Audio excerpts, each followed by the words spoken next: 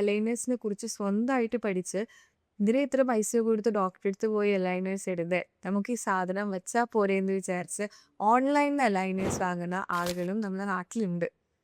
അത്തരത്തില് ഓൺലൈനിൽ അലൈനേഴ്സ് വാങ്ങുന്ന ആളുകളോട് എന്താ പറയാ? ഈ അലൈനർ എന്ന് പറയുന്നത് ഒരു പ്രൊഡക്റ്റ് അല്ല.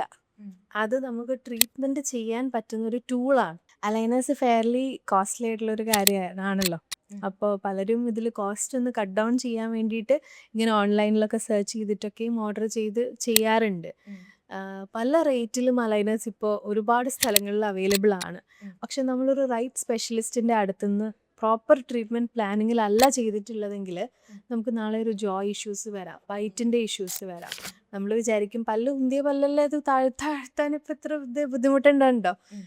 കോസ്റ്റ്ലി ആയിട്ടുള്ള അലൈനേഴ്സ് ചെയ്യണോ? ചെറിയ കോസ്റ്റ് കുറവുള്ള അലൈനേഴ്സ് ചെയ്താലും താഴില്ലേ? ഉം. ചിലപ്പോൾ താന്നേക്കാം. പക്ഷെ അതെങ്ങനെയാണ് താഴുന്നതെന്ന് നിങ്ങൾക്ക് അറിയാൻ പറ്റുമോ?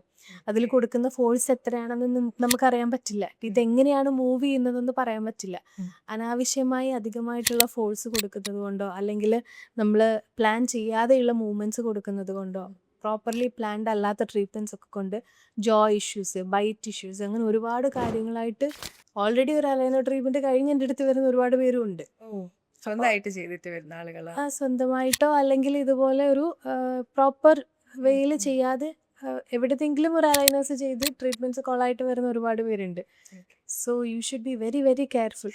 നമ്മളിപ്പോൾ ഒരു കണ്ണട വാങ്ങിക്കാൻ പോകുമ്പോഴും നമ്മൾ നമ്മുടെ കണ്ണിൻ്റെ പവർ നോക്കിയിട്ടാണ് ചെയ്യുന്നത്. അപ്പോൾ പല്ലിൻ്റെ കാര്യത്തിൽ എന്തിനാ അത്ര അവഗണന? ഓൺലൈനിൽ വാങ്ങരുതല്ലേ?